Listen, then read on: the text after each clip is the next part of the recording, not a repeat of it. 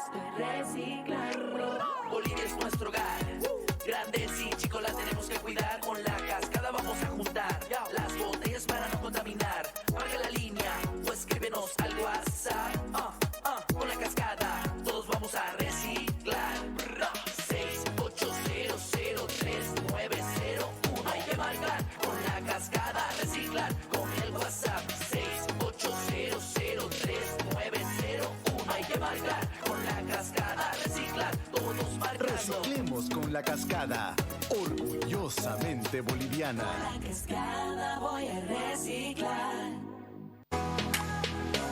Diomed, especialidades odontológicas, un equipo de profesionales que logra lo mejor de las sonrisas, donde se trabaja con la última tecnología y los métodos más eficaces para lograr una boca sana. Nos encontramos en pleno centro de la ciudad, Avenida 20 de Octubre, número 376, Edificio Los Cedros.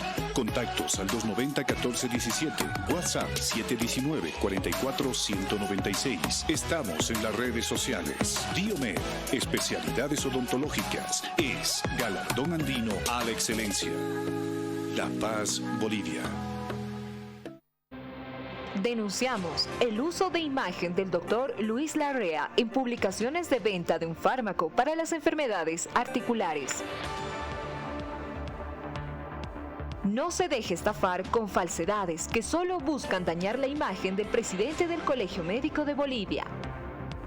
Nosotros lo que queremos pedir a la población es que no se deje engañar con estas falsas noticias que están apareciendo en las redes sociales. El Colegio Médico deslinda toda la responsabilidad en estos grupos y vamos a pedir a la policía que se haga cargo para sancionar a estas personas que manejan y que se dé con los culpables que están queriendo mellar la imagen del Colegio Médico Nacional. No se deje engañar. Gente malintencionada está usando la imagen del Dr. Luis Larrea.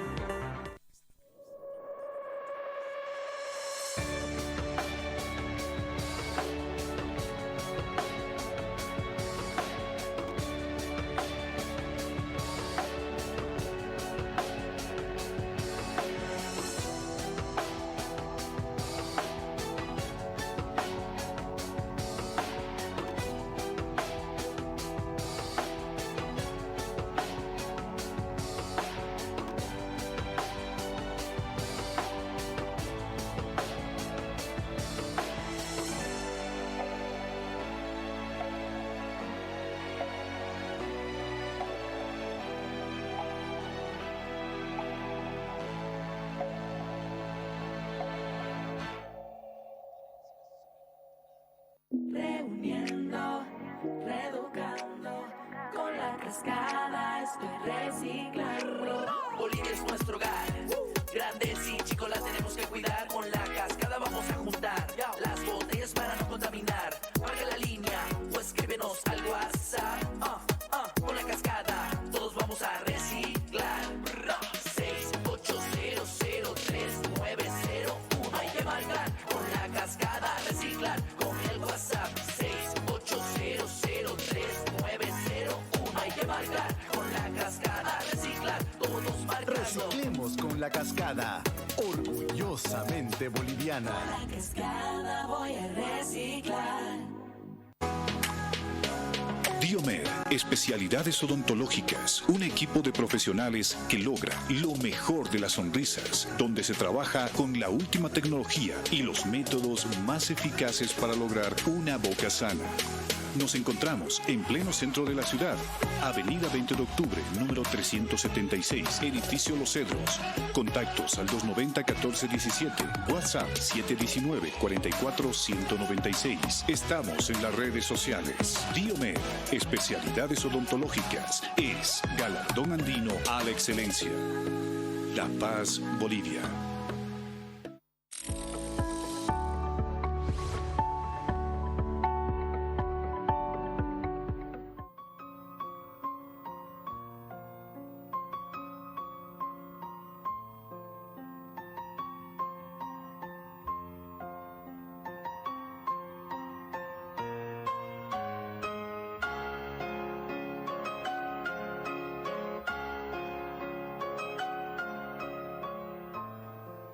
Queridos amigos, saludarles con mucho cariño y agradecerles siempre su confianza en su programa Doctor TV. Darle la bienvenida a una amiga del programa, Roxana, que nos va a acompañar el día de hoy para hablarnos sobre un tema de su especialidad, la gastroenterología, y esperemos que todos aprendamos mucho de ella. Bienvenida, Roxana. Gracias por la invitación, un saludo a todos los que nos ven en la casita. Vamos a hoy estar hablando precisamente de este tema, enfermedad celíaca, y esperemos que sea de mucha ayuda. Empecemos. ¿Qué es la enfermedad celíaca? Bueno, mira, de un tiempo a esta parte, si bien antiguamente teníamos más enfermedades infecciosas, pero ya con lo de los antibióticos, pues las enfermedades infecciosas han ido bajando y han ido ascendiendo otras enfermedades. Y dentro de esto, la enfermedad celíaca, que es una enfermedad de carácter inmunológico, pero está desencadenado principalmente por la ingesta del gluten, ¿no? Y otras proteínas parecidas. Entonces nos ponemos a pensar, ¿y qué es el gluten, no? El gluten es una proteína que se encuentra en el trigo, ¿no? Otras como estas, como son las secalinas y las ordeneninas, se encuentran en la cebada y el centeno. Entonces la enfermedad celíaca está desencadenada por la ingesta de estas proteínas, ¿no? Y se puede manifestar con síntomas clínicos, con exámenes serológicos. Hay una predisposición genética de base y hay una condición en la atrofia vellositaria, o sea, en la vellosidad intestinal que podemos encontrar, ¿no? Entonces no es tan sencillo hablar de enfermedad celíaca, pero sí es importante saber que está relacionada con el gluten. Pero entre las teorías del origen de esta enfermedad, que muchos médicos antiguos decían, yo nunca había visto estas cosas y algo está pasando. Tú has dicho la caída de las enfermedades infecciosas, muchas veces asociado a la vacunación y demás. ¿Se ha sensibilizado el cuerpo humano o es que el tratamiento, qué sé yo, por manipulación genética de los alimentos ha hecho que predispongamos a las personas a estas enfermedades con una reacción inmune, hiperinmune de las personas? De hecho, uno es que han caído la incidencia, la prevalencia de las enfermedades infecciosas. En contraparte, han subido las enfermedades de carácter o que tienen algún componente inmunológico, ¿no? Y en la génesis de la enfermedad celíaca está el componente inmunológico, el componente ambiental y el componente genético. Es una triada que tenemos, ¿no? Entonces, si empezamos a hablar del componente genético, todas las personas, o bueno, aquellas personas que tienen predisposición con algunos genes, como es el HLA, DQ2, DQ8, estas personas tienen predisposición y tienen riesgo de hacer enfermedad celíaca, ¿no? Si hablamos del factor ambiental, se ha visto en la parte del factor ambiental que algunas infecciones virales pueden desencadenar la enfermedad, o sea, pueden gatillar la enfermedad. Y esto es relacionado con la parte inmune, ¿no? Y dentro de otros factores se han ido estudiando, por ejemplo, el factor protector de la lactancia materna. Se ha visto que la lactancia materna, como todos sabemos, está en muchas cosas, ¿no? Y en esta parte de la enfermedad celíaca se ha visto el efecto protector.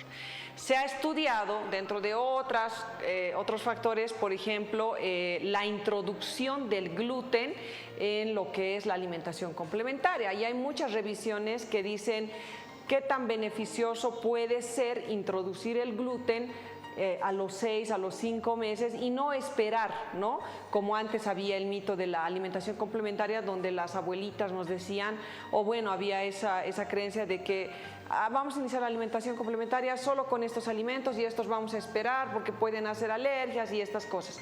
Pero ahora no, ahora se sabe que probablemente la introducción temprana del gluten favorecería a que no aparezca la enfermedad, o sea, ayudaría, protegería, ¿no? Dentro de esos factores, pues está, como te decía, la lactancia materna, la introducción del gluten, ¿no? Y la parte genética, la predisposición.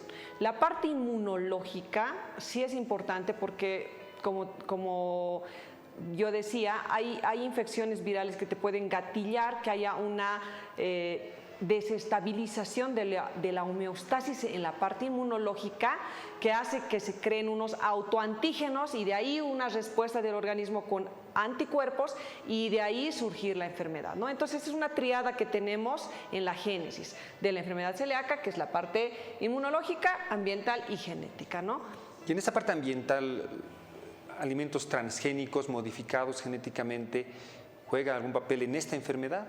No tanto, lo que más se ha visto es que ha aumentado la incidencia de sensibilización o intolerancia al gluten, porque hablar de enfermedad celíaca es lo que les decía, ¿no? Que una persona tiene la enfermedad se desencadena por la ingesta del gluten, pero aparte hay otros dos términos relacionados al gluten, otros trastornos relacionados a la ingesta de gluten, y después de la enfermedad celíaca está la alergia al trigo mediada por IgE y la intolerancia al gluten, que son ya otros trastornos relacionados con el gluten sí, pero que no son enfermedad celíaca, ¿no? Entonces, de hecho, en estos últimos tiempos ha subido la incidencia de ver pacientes con intolerancia al gluten o alergia, y ya no tanto enfermedad celíaca, pero tenemos que, a la hora de buscar la causa, evaluar a un paciente, tenemos que nosotros dirigir el diagnóstico, saber qué estamos buscando, ¿no? Dentro de la incidencia, si digamos viene una mamá con su hijito y dice, tengo miedo que le dé esta cosa, esta enfermedad celíaca, porque le ha dado a mi primo, al sobrino de mi hermano, etcétera, etcétera. ¿Tú aconsejarías entonces que tenga un contacto pronto la guagua con el gluten para un efecto protector, según lo que estaba entendiendo? Me ha tocado ver, y es bueno hacer esta aclaración, me ha tocado ver pacientes que vienen, por ejemplo, con diarrea crónica. ¿Por qué? Porque si hablamos de síntomas de enfermedad celíaca, vamos a tener los síntomas digestivos y los extradigestivos. Los síntomas digestivos son la diarrea crónica, náuseas, vómitos, desnutrición, un niño que no gana peso, que no crece, que en su curva de crecimiento siempre está por debajo de la mediana. Entonces, cuando vemos retraso en el crecimiento, talla baja, desnutrición, estamos pensando ya en datos de malabsorción intestinal que están condicionando a este niño a que tenga estos problemas. Y dentro de los síntomas extradigestivos puede haber una anemia grave por deficiencia de hierro, porque está afectada la absorción. Puede haber la dermatitis herpetiforme, que es conocida como la enfermedad celíaca de la piel, donde hay vesículas en los codos, en las rodillas de forma recurrente. Puede haber aftosis en la boca de forma recurrente. Cuando un niño presenta estos síntomas y generalmente acude al consultorio, en mi experiencia la mayor parte vienen por diarrea crónica, ¿no?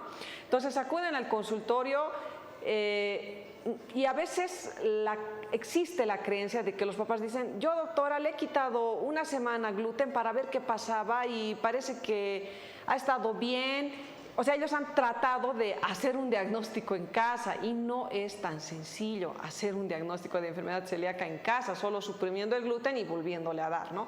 Entonces, a veces hasta dicen, no le he dado pan, pero sí le he dado derivados digamos, de trigo, ¿no? Cereales y otras cosas que contienen trigo. Entonces, no está bien hacer eso. Entonces, si los niños tienen estos síntomas que yo acabo de mencionar, una vez que acuden a la consulta, nosotros ya vamos a evaluar y vamos a ver la necesidad de hacer el abordaje para diagnóstico de enfermedad celíaca.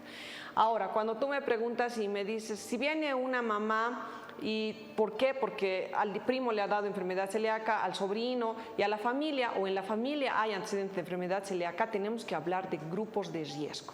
Existen grupos de riesgo, que es aquella población que está más predispuesta a hacer enfermedad celíaca en relación a otros niños. Y estos grupos de riesgo se incluyen los niños con diabetes mellitus tipo 2, se incluyen los niños con síndrome de Down, se incluyen los niños con antecedente de hermano o familiar de primer grado que ya tenga enfermedad celíaca, porque en estos grupos de riesgo lo que estamos viendo y lo que vamos a buscar es un componente genético. Entonces, si hay un paciente que viene por diarrea crónica y tiene el antecedente de que la abuelita, la mamá y la hermana tienen enfermedad celíaca, toca buscar la enfermedad celíaca porque puede tener el componente genético que la va a predisponer y tenemos que ver más si tiene síntomas, hacer el diagnóstico y hacer el tratamiento. ¿Cómo se hace el diagnóstico con la mayor precisión? El diagnóstico para enfermedad celíaca va a depender de cuatro cosas importantes, 4 puntos. Primero, la parte clínica, los síntomas que presenta el paciente, digestivos o extradigestivos. Segundo, de los marcadores serológicos, ¿no? Nosotros pedimos en laboratorio la búsqueda del anticuerpo antitransglutaminasa tisular tipo 2, así se llama, y luego los anticuerpos antiendomicio y los anticuerpos antigliadina. Estos 3 marcadores nos van a poder dar positividad o negatividad de acuerdo al resultado que nos den. Y después podemos solicitar, dependiendo del caso, el estudio genético, que es el HLA-DQ2, DQ8, y dependiendo del caso, ir luego a la endoscopía, que es donde ya el estudio se hace bajo anestesia y se toma una pequeña muestra del intestino, se lleva a patología y ahí nos van a dar los colegas de patología un reporte del grado de atrofia vellositaria, porque la enfermedad celíaca te causa atrofia vellositaria. Entonces, cuando ese grado de atrofia vellositaria es subtotal, nosotros ya vamos a confirmar el diagnóstico, ¿no? Ahora, es importante que sepan que no en todos los casos se necesita biopsia. Por ejemplo, los pacientes que van a tener un marcador serológico de anticuerpo antitransglutaminasa tisular tipo 2, si tiene el valor 10 veces más al valor de referencia, probablemente no requiera, ¿no? Entonces, ya se hace el diagnóstico con esa sí, cosa. Entonces nosotros podemos ir evaluando y como sabemos, un paciente no se parece al otro. Entonces, si bien podemos tener un paciente que viene por síndrome de malabsorción, por diarrea o por datos que nos sugieran enfermedad celíaca, pero nosotros ya vamos individualizando al paciente para ver qué estudios necesita. Pero no es tan sencillo hacer el diagnóstico solo con una cosa, ¿no? Entonces, mucho depende de cada caso.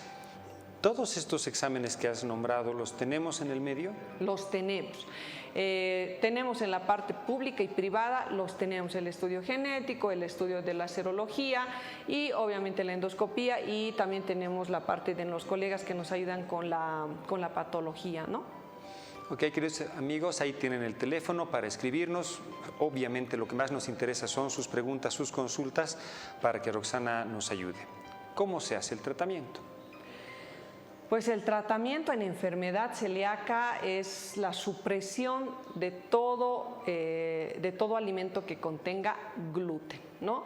El gluten es esa proteína que está en las harinas de los horneados, de los panes, de las masas, porque da esa viscosidad, ¿no?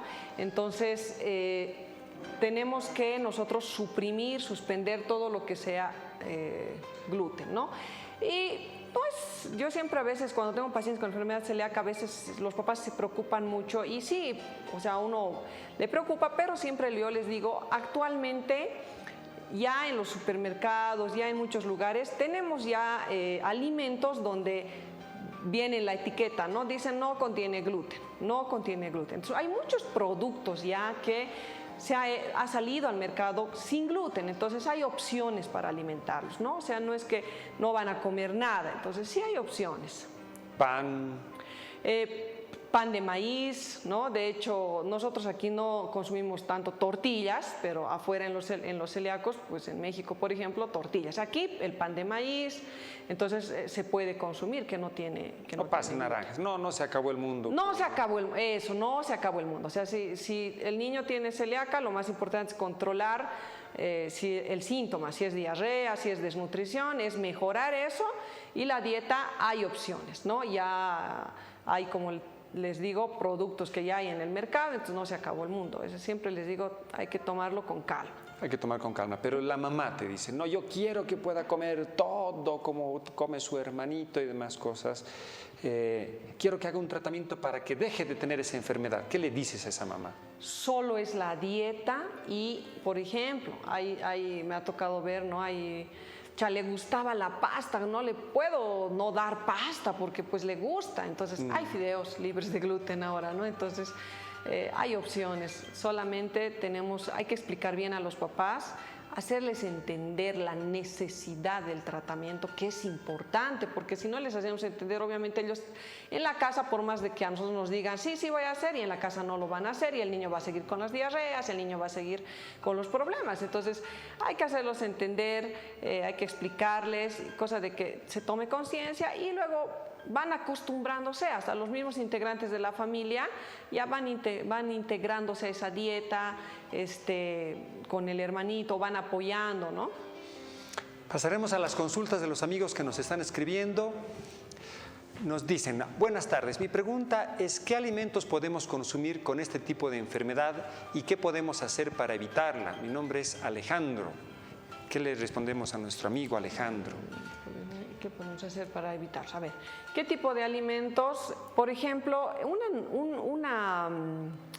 una dieta saludable, por ejemplo, en un niño que tiene que tener sus 3 comidas principales, que es el desayuno, almuerzo, cena. Entonces, digamos, en el desayuno, ¿no? Tenemos la opción de darles otros cereales u otros granos con igual propiedades nutritivas, como es la quinoa. La quinoa puede comer un paciente con enfermedad celíaca. Entonces, si nosotros le hacemos un hervido de quinoa con leche, no hay problema, ¿no? Antes de que se me vaya hablando de esto, de qué vamos a darle de comer, es importante recalcar que los pacientes con enfermedad celíaca pueden hacer una intolerancia transitoria a la lactosa, una intolerancia secundaria a la lactosa, ¿no? O sea, tienen una intolerancia a la lactosa que es secundaria a la mala absorción de carbohidratos por enfermedad celíaca, ¿no? Entonces, estos pacientes no van a tolerar lo que es la lactosa. Entonces, generalmente, igual tienen una dieta libre de gluten, pero se acompaña de una dieta libre de lactosa, por esa explicación que les acabo de dar de la mala absorción de carbohidratos. Entonces, si le estamos respondiendo al señor que nos hizo la pregunta, por ejemplo, en el desayuno, como les digo, una opción es la quinoa con leche. Es nutritiva, ¿no? Y le podemos dar, si quieren, a veces los papás me dicen, pero come pancito, les decía, está el pan de maíz, ahí hay una opción. Ahora hay hasta pan de quinoa, que se ha sacado a la venta la harina de quinoa, y se puede hacer panqueques de harina de quinoa, que salen muy ricos. Si alguna vez los papás que me escuchan o las mamás que tienen en el subsidio, no sé si todavía lo están dando, nos daban las harinas de quinoa, y uno decía, yo no sé qué hacer con esta harina de quinoa, porque parecía que ¿qué hago? ¿Pan? ¿Qué hago? Y salen unos deliciosos panqueques de la harina de quinoa. Yo las he probado. Pero preparas tú. Mi esposo es el que prepara. Pero, o sea, súper delicioso, ¿no? Entonces, hay opciones, ¿no? Y si pasamos a la colación de la mañana, en la colación de la mañana generalmente es una fruta, ¿no? Y las frutas no están restringidas en el niño con enfermedad celíaca, entonces puede comer frutas. Si pasamos al almuerzo, un segundo, ¿no? Podemos darle arroz, que igual es un cereal que puede comer un celíaco, no hay problema. Podemos darle arroz. De carnes, no están restringidas las carnes, puede comer res, puede comer pollo, puede comer pescado. De verduras, no están restringidas las verduras, puede comer. Entonces, no está limitado. Si pasamos a la media tarde, la colación de la media tarde generalmente igual es una fruta, o a veces yo les digo, si quieren preparar algo en vez del tecito, que no es nutritivo porque solo es agüita, entonces arroz con leche se puede dar, una deslactosada. Y en la cena se puede igual normal una sopa, ¿no? De quinoa, o sea, se puede. Entonces no están restringidos. Una rememoranza, ¿cómo evitar la enfermedad? Nos preguntaba Alejandro. Pues evitarla, no se puede. O sea, hay una predisposición genética. O sea, si hay una predisposición genética y ese paciente desarrolla los síntomas y se llega al diagnóstico, se tiene que hacer la supresión del gluten. Ok, pasamos a la siguiente consulta de los amigos. Nos escriben, doctora, ¿por qué en la intolerancia al gluten hay estreñimiento? ¿Cuánto tiempo los niños pueden tomar como límite lactulosa? Ya, a ver, a la primera pregunta nos decían intolerancia al gluten. Entonces, como les había dicho al inicio, una cosa es enfermedad celíaca, otra es alergia al gluten y otra es intolerancia al gluten, ¿ya?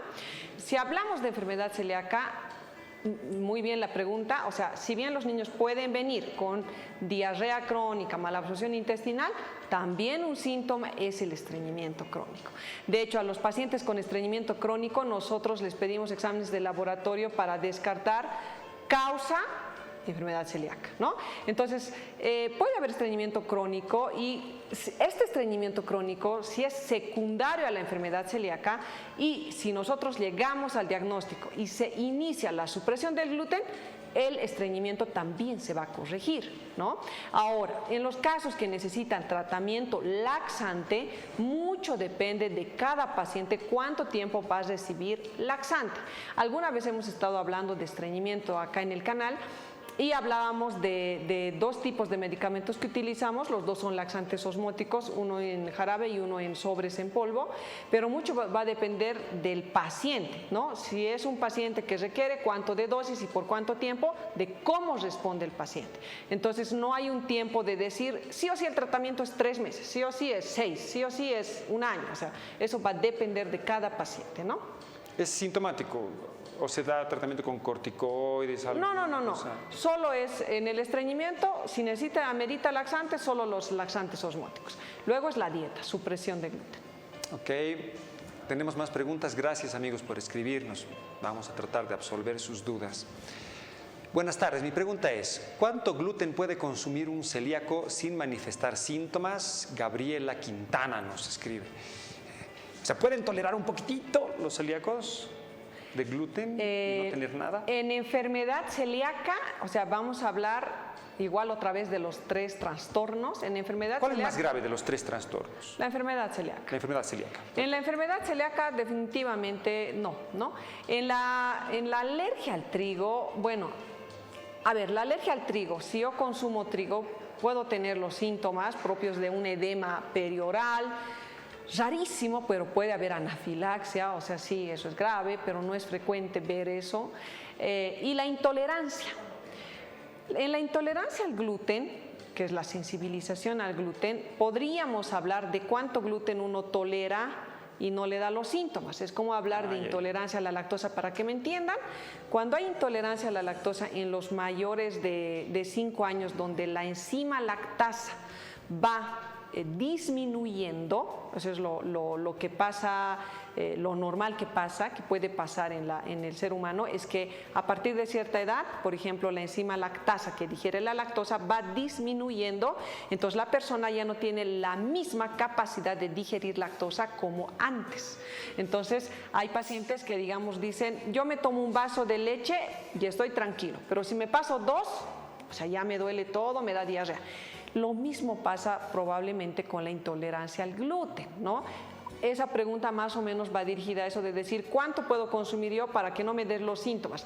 Y eso depende de la persona, porque no todos somos iguales. Esa tolerancia, a ver, si ya me como un pan con harina de trigo y no tengo síntomas, y a lo mejor si me como 2 sí, me va a doler el estómago y me va a dar los síntomas, depende de la respuesta del organismo de cada persona.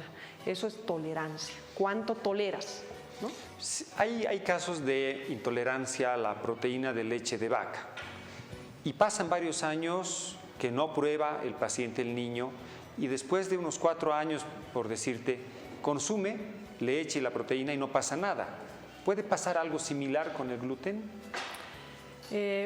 Primero es que no tenemos intolerancia a la proteína de leche de vaca. La intolerancia que nos da con la leche es a la lactosa, que es el azúcar. Cuando hay un problema relacionado con la proteína de leche de vaca es la alergia, que es muy diferente. La alergia es la alergia a la proteína de leche de vaca. En la intolerancia, como tú decías, si hay un niño que es intolerante a la lactosa y no consume lactosa, y no consume, y después de un tiempo vuelve a consumir, le dan los mismos síntomas, tú me preguntas, ¿no? Sí, desaparece. Puede seguir consumiendo después leche y no pasa nada. Ya.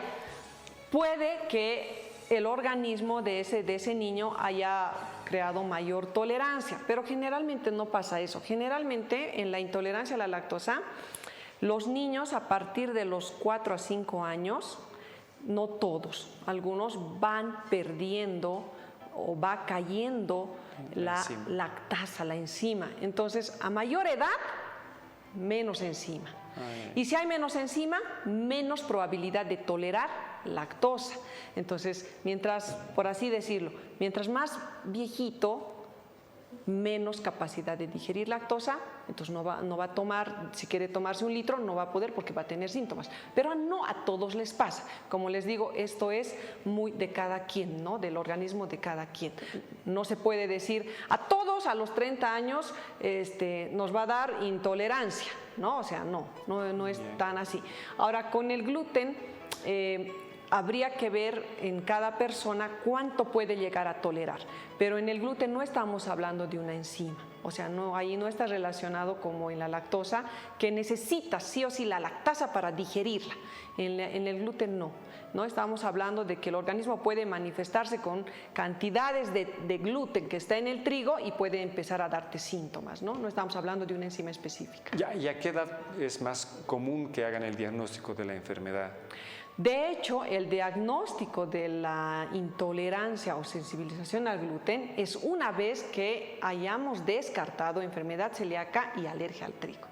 O sea, si viene un paciente con síntomas, nos toca siempre buscar enfermedad celíaca. Si la descartamos, alergia al trigo. Si la descartamos, podemos recién pensar en intolerancia al gluten. ¿Y a qué edad la enfermedad celíaca se diagnostica con más frecuencia? Mira, es variable. Yo tengo pacientes, he tenido un paciente de 8 meses, he tenido un paciente de 2 años, el más grande 5 años. O sea, no es frecuente, no es algo que encontremos en la consulta así, 10 pacientes que veo y 3 son celíacos. No es algo frecuente. Ok. Pasamos a la siguiente consulta. Gracias nuevamente por escribirnos. Buenas tardes, mi nombre es Gabriela. Mi pregunta es, ¿de qué manera podemos prevenir esta enfermedad? Gracias por la información. Éxitos en los proyectos futuros te envía. Gracias por los éxitos, Gabriela. Prevenir, lo único que les puedo decir es lo que les decía al inicio, que en la génesis de la enfermedad está la tríada, que es lo inmunológico, lo genético y lo ambiental. Y en lo ambiental a lo mejor sí podemos decir que se ha visto que la lactancia materna puede proteger al bebé, ¿no? Lo de la introducción del gluten en la alimentación complementaria antes de los 6 meses, o sea, está muy estudiado, pero hasta ahí, ¿no? Pero lo de la lactancia materna sí, probablemente es lo que más nos va a ayudar, pero no hay una cosa como que le doy esto y lo voy a prevenir, ¿no? Más si hay un componente genético de base. Nos has dicho que hay asociación con la lactosa, pero ¿y otros alimentos, nueces, almendras, que tenemos muchos pacientes que son alérgicos a estos alimentos? ¿Se asocia con el gluten alguna vez, nunca? De hecho, si nosotros viene un paciente con los síntomas y nosotros hemos descartado enfermedad celíaca y nos toca buscar alergia al trigo, buscamos otras también alergias a otros alimentos, ¿no? De hecho, tenemos estudios que nos ayudan, se llaman paneles inmunológicos gastrointestinales, donde nos detectan alergia a alimentos más alergénicos, ¿no? Huevo, maní, avellanas. Entonces empezamos a buscar no solo alergia al trigo, ¿no? Sino a otros alimentos, cuando ya estamos sospechando de una alergia alimentaria también, ¿no? Entonces puede haber un paciente que venga con los síntomas, pero que tenga una predisposición ya en la familia, que sean alérgicos, ¿no? Entonces ya nos toca buscar también alergia alimentaria. De hecho, en el niño con diarrea crónica, dentro del abordaje para ver el diagnóstico, está buscar alergia alimentaria, ¿no? Entonces ya nos vamos encaminando. Ok, pasamos a la siguiente consulta. Muchas gracias por escribirnos. Buenas tardes, doctores. Saludos desde El Alto. Mi nombre es Lucero. Mi pregunta es, si un niño es intolerante al gluten, ¿qué alimentos debo brindarle y qué tratamiento sería el adecuado para estos niños que tienen diarrea crónica? Y nos agradece. Te agradecen a ti. La diarrea crónica es por el síndrome de malabsorción en la enfermedad celíaca, ¿no? ¿Por qué? Porque hay una atrofia velocitaria. Si nosotros vemos el dibujito así del intestino, que es todo un tubo que va así, todo como acordeón, por dentro la vellosidad es todavía más ese cordón, ¿no? Todo ese cordoncito que ven en el dibujo es la superficie que absorbe los nutrientes. Cuando nosotros decimos que hay atrofia, quiere decir que esas vellosidades están planas. Entonces no hay absorción de los nutrientes, lo que va a causar diarrea crónica. Si llegamos al diagnóstico y el tratamiento es supresión de gluten, vamos a poder lograr que ese intestino se recupere y que vuelva a absorber los nutrientes. Entonces, si hacemos bien el tratamiento, probablemente la diarrea va a desaparecer. ¿Por qué? Porque estamos dando el tratamiento para la causa específica. ¿Listo? Entonces, de eso se trata. No es que tiene diarrea crónica y celíaca, le tengo que dar un medicamento solo para la diarrea. No, porque la diarrea en este caso es, por lo que les he explicado, es secundario a todo ese trastorno. Pero esas vellosidades vuelven a formarse. Vuelven, o sea, obviamente el intestino vuelve a recuperarse, vuelve a recuperar esa absorción intestinal, ¿no? Me ha tocado alguna vez ver con algunos amigos de algunos laboratorios que en la visita médica decía, si su paciente es celíaco, tiene esta gama, nuestro laboratorio está haciendo esfuerzos para que tenga la posibilidad cualquier paciente de hacer los tratamientos en cualquier otra especialidad que no sea siempre gastroenterología. De ahí recién uno pone, y entonces debe ser frecuente, o sea, si van a hacer medicamentos, ¿cuánto de los medicamentos tienen trigo en su composición para que tengan que hacer medicamentos especiales para los pacientes celíacos? ¿Cómo funciona eso? Sí, de hecho hay por ejemplo, en niños, los jarabitos, y dicen los jarabes que no tienen gluten, dice sin gluten, ¿no? Entonces, como te decía, ahora ya en el mercado, o sea, ya hay mucha alternativa, y en la parte farmacéutica también ellos han empezado a decir, no, a esto no le pongo gluten, entonces ponen en la etiqueta sin gluten, ¿no? Entonces eso quiere decir que el niño lo puede consumir, ¿no? Ok, pasamos a la siguiente consulta. Gracias por escribirnos. Hola, buenas tardes. ¿Por qué las últimas 2 generaciones son alérgicas al gluten? Qué pregunta más punzante. Sí, las últimas 2 generaciones, hay algo ahí de historia, pero va más relacionado esto, como les decía, con la nueva, con que ha bajado las infecciones por el uso de antibióticos. O sea, hay una generación donde antes no había antibióticos, luego empezó la generación de los antibióticos y las infecciones han ido bajando, pero en contraparte, en la balanza, han ido subiendo las enfermedades de carácter inmunológico. Entonces, más o menos se debe a eso, ¿no? A ese balance que ha habido, ¿no? Bajan esto las infecciones y suben más las enfermedades de carácter inmunológico, ¿no? Eso es lo que más o menos se cree que ha pasado, ¿no? Para esa partecita, muchos de los que estudiamos medicina o ejercemos la profesión, hay cosas que las leemos en los libros, en los artículos, y las dejamos como algo que ya se sabe, porque así está el avance de la ciencia. Muchas de esas cosas son teorías, y como teorías y nadie las refutó, se quedaron como ciertas verdades, y pasa más de lo que uno se puede imaginar en el aprendizaje de esta profesión. Sin embargo, cuando aparecen teorías que puedan tocar ciertos sentimientos, ciertas susceptibilidades de los laboratorios, de la empresa farmacéutica, de ciertas personas, empiezan a decir, no, esa teoría no se ha comprobado, no se ha comprobado. Entonces, es bueno saber que tenemos un límite en los conocimientos y hay que siempre replantearse de dónde vienen muchas enfermedades y qué cosas podemos hacer por ayudar a nuestros pacientes. Pasamos a la siguiente consulta. Nos dicen, buenas tardes, quisiera saber qué pasa cuando un celíaco come gluten. ¿Existe una reacción inmediata? ¿Puede ser acumulativa y presentar síntomas después? ¿Cuánto tiempo después de la ingesta del gluten puede manifestarse la enfermedad?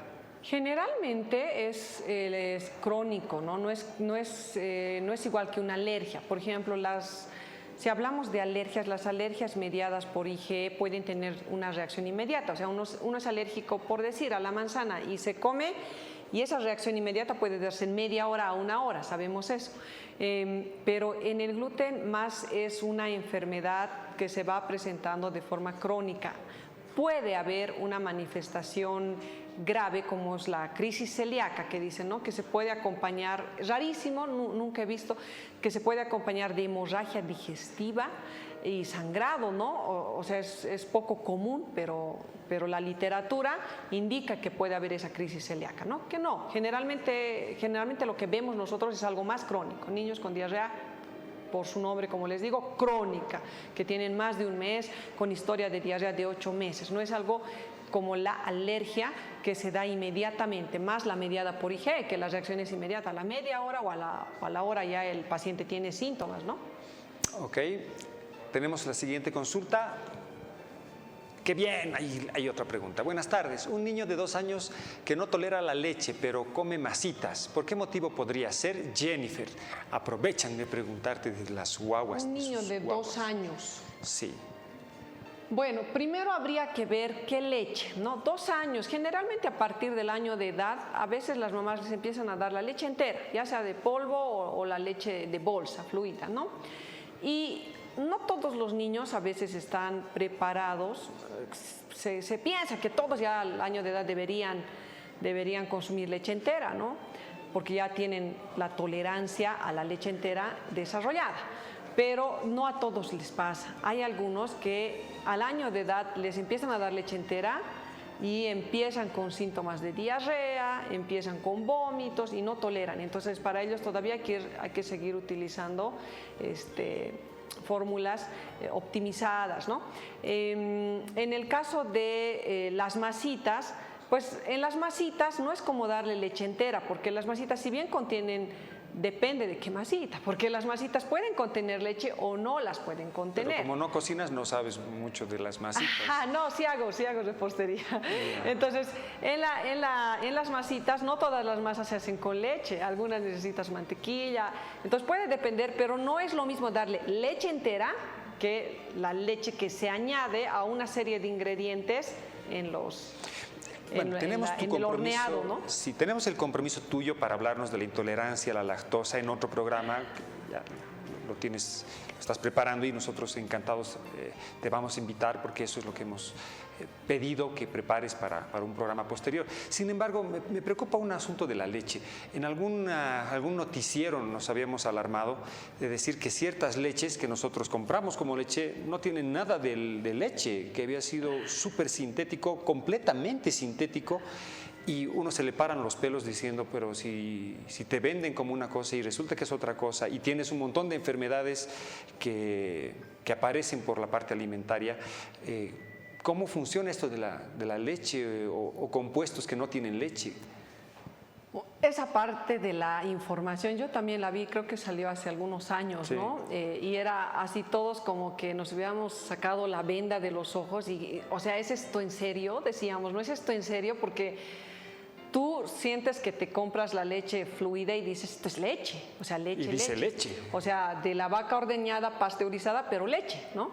Y salió esa información, la verdad, no tengo algo al respecto de decir de las empresas o de lo que haya salido, pero sí puedo decir que en relación a la leche, todos sabemos que la leche es primordial en el menor de 6 meses. De hecho, nosotros los pediatras somos amigos de la lactancia materna. De la mamá, ¿no? Claro, la leche. Somos amigos de la lactancia materna.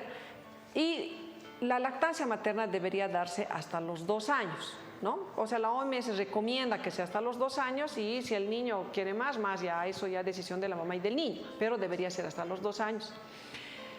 Y esto abastecería la cantidad de leche que el niño necesita dentro de su aporte nutricional, ¿no? Tanto en el menor de 6 meses como en el mayor de 6 meses, ya que está con alimentación complementaria. Ya después la leche pasa a ser un suplemento.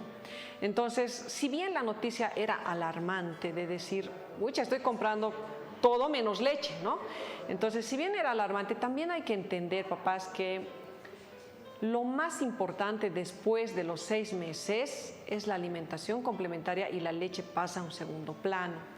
Ahora, nosotros utilizamos en algunos casos donde no se puede, o la mamá no puede dar lactancia materna, o el niño o o el niño mayor de 2 años no recibe lactancia y tiene que tomar leche porque se duerme con leche, ya, se utilizan fórmulas. Estas fórmulas están, no olvidemos que todas las fórmulas que hay en el mercado están bajo una norma internacional en relación a macronutrientes, o sea, proteínas, grasas y carbohidratos. Ellos trabajan bajo una norma donde dice cuánto por 100 ml tiene que tener de grasas, de carbohidratos y de proteínas. Y en base a eso ellos trabajan para hacer estas fórmulas en el caso de que un niño las necesite, ¿no? Que puede haber casos porque lo mejor es la lactancia, todos lo sabemos, pero hay casos donde los niños tienen que recibir fórmula, ¿no? En la parte de gastro nos ha tocado a veces utilizar fórmulas más que de suplemento como medicamento. Hay algunas fórmulas, no voy a decir los nombres, pero que son semielementales o elementales, que no son fórmulas normales, que nosotros la utilizamos como un medicamento para casos especiales, síndromes de intestino corto, síndromes de mala absorción, secundaria enfermedad inflamatoria, o sea, otras enfermedades que ameritan como tratamiento médico, ¿no? Que eso es otra cosa. Pero después, la alimentación después de los 6 meses es la principal fuente nutricional para el niño, para su crecimiento y desarrollo. Así es que, si viene a salir la noticia, yo creo que no tenemos que alarmarnos tanto de decir, ucha, la leche o nada así, ¿no? No, ¿por qué? Porque ya pasa a ser a un segundo plano, un tercer plano. Entonces, no nos alarmemos. Qué lindo que escuchemos eso de los profesionales expertos y no solamente de la publicidad que nos llega por la televisión. Pasamos a la siguiente consulta. Nos dicen, buenas noches doctores, desde mis 15 años al comer chocolate me salían ronchitas en las manos, ya que con el tiempo lo fui descartando de mi consumo poco a poco. Desde hace 6 meses volví a consumir por antojo, pero esta vez ya noté que se me hinchaban los labios y sentía un poco de ardor, noté algo de rojicidad. ¿A qué se debe esto? Nos preguntan por No nos WhatsApp. olvidemos que en la alergia a los alimentos, hay alimentos específicos que pueden dar alergia, ¿no? Más alergénicos, por así decirlos. El maní, ahí está el chocolate. Entonces, eso sí debe ser grave. Esta pregunta, así como lo cuenta el televidente, va más relacionada a que tal vez está desarrollando una alergia al chocolate, porque eso que dice que estaba rojo puede ser ya una reacción perioral u oral que le está dando por la alergia al chocolate, ¿no? Entonces, habría que investigar alergia en este caso. ¿Pero eso se puede desensibilizar o igual que en el gluten es mejor, chau? O sea, si uno es alérgico es suspender, ¿no? Pero en otras partes en relación a alergia ya hay tratamientos donde van desensibilizando lo que dices, ¿no? Van intentando primero con pequeñas cantidades para ir viendo cuánto tolera y van desensibilizando al paciente, ¿no? Pero habría que estudiarle alergia en este caso a este televidente, ¿no? ¿Tú aconsejarías? Porque para el gluten tenemos todo, nos has explicado y eso está claro, pero para el chocolate, por ejemplo, ¿vale la pena desensibilizar o tú le aconsejarías si fuera tu hermana, digamos, y tu sobrino tiene este problema? El chocolate, o sea, no es el alimento principal, digamos, ¿no? Entonces, si a mí me dicen, soy alérgico a la carne, ahí digo, no, pues, y entonces el hierro, ¿de dónde, no? Entonces necesito sí o sí saber qué voy a hacer con ese paciente porque me puede hacer anemia por deficiencia de hierro. Pero en este caso no. El chocolate no es indispensable para vivir. Ok, estamos claros. No sé si tenemos la siguiente consulta, por favor. Sí, está bien consumir leche deslactosada en polvo o es mejor deslactosada líquida. Leche, te tenemos invitada para otro programa, pero leche nos han lavado el cerebro de que es indispensable, no sé cuántos vasos al día y demás cosas. Entonces hay mucha gente que nos va a preguntar qué tipo de leche deslactosada vale la pena, como ahorita. Ya. En el mercado tenemos la leche deslactosada y la fórmula deslactosada. La fórmula deslactosada es diseñada para los pequeñitos y también hay para grandes de la misma marca en polvo y fluida deslactosada. No hay diferencia, o sea, la puede consumir o en polvo o fluida. No hay diferencia si queremos la lactosa, ¿no? En este caso queremos tomar una leche sin lactosa, cualquiera de las dos. ¿Listo? Entonces no hay diferencia. Ahora, si hablamos de estreñimiento, que es muy diferente porque me ha tocado ver niños con estreñimiento donde los papás me dicen, doctora, le estoy dando hace mucho tiempo deslactosada por si acaso, por el estreñimiento, ¿no? Ahí yo les digo, más que deslactosada, prefiero que le den una leche fluida que una leche en polvo, ¿no? En el estreñimiento. Pero en este caso de la pregunta, ya sea en polvo o líquida, si su fin es que sea sin lactosa, cualquiera. Roxanita, se nos ha acabado el tiempo, siempre es lindo tenerte acá, que hagas las respuestas en base a las consultas de nuestros amigos, es lo que queremos, más que una charla magistral de esas cosas que ni siquiera en la universidad se nos queda. Siempre es lindo tenerte, queridos amigos. Roxana Kisber, nuestra experta en gastroenterología, y ¿dónde te pueden encontrar para hacer más consultas contigo? Yo estoy en las redes sociales, a todos los televidentes, en Gastroenterología, Nutrición Pediátrica, en todas las redes sociales, siempre con mucha información para los papás, para la población. ¿Y tu teléfono? El teléfono que salía en la pantalla y estamos en el 63077-985 y estamos en Obrajes, en la calle 6, en el edificio CES, piso 3. Gracias, queridos amigos. Esperemos tenernos pronto. Dios va a querer que nos volvamos a reunir y la siguiente con Roxana vamos a hablar sobre la leche. Gracias.